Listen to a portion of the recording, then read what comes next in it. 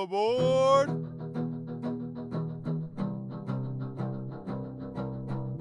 Hi, I'm Alex, and welcome to episode 5 of In a Woodbury Minute. Join me as we explore the history of the railroad in the village of Central Valley. The history of railroading in Woodbury begins in 1869 with the opening of the Erie Railroad's Newburgh Shortcut. The line had 3 stations in town, with those being at Central Valley, Highland Mills, and Woodbury Falls.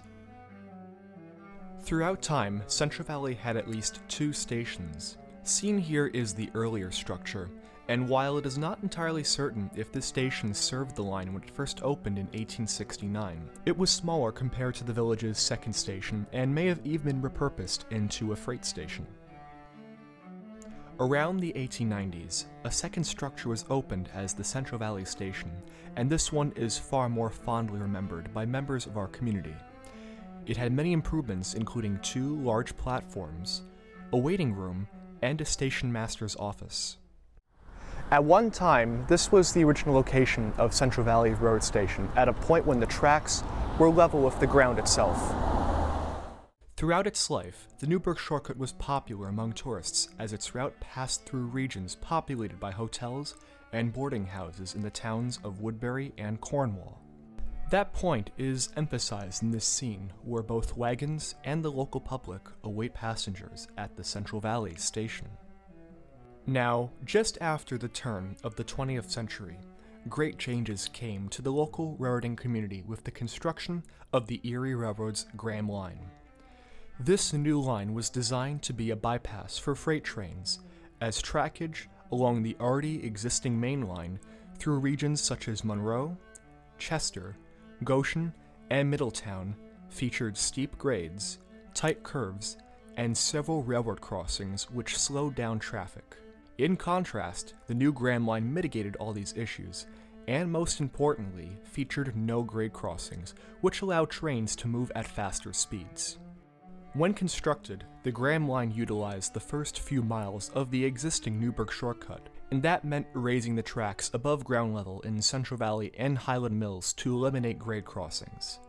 That proved to be a particular problem for Central Valley's railroad station. Here you can see a period image of the Central Valley Station in its original location at the corner of Smith Clove Road and Valley Avenue. Notice here the difference in level between the train tracks and the station platforms.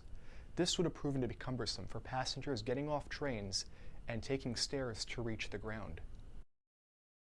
To solve this difference in height, the station would soon be moved uphill to a point where it would again be level with the tracks. In 1907, you can see a scene here of the Central Valley Station being moved from its original location to its present-day spot on Valley Avenue. Notice how the station had to be moved upgrade to a point where it would once again be level with the tracks.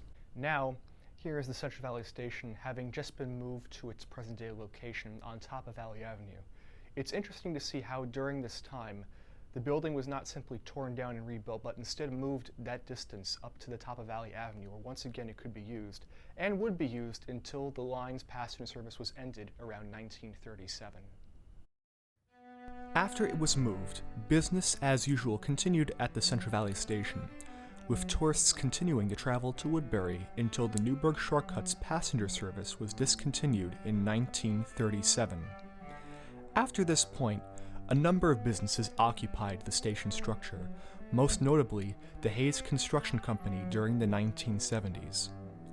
Today, the station is operated as a fish market, and although its platforms have been enclosed and its Spanish-tiled roof removed, it still maintains the same general shape as it did when it started serving passengers over 100 years ago. Just south along the line, the freight station, which may have possibly served as Central Valley's first passenger station, also still stands quietly along the active tracks of Metro North's Port Jervis line. I'm glad you joined me for today's episode where we explored the railroading history in Central Valley. And furthermore, I hope you'll stay tuned for further times where we'll delve into this history in nearby Highland Mills and Woodbury Falls. I'm Alex, and thank you for tuning in to In a Woodbury Minute.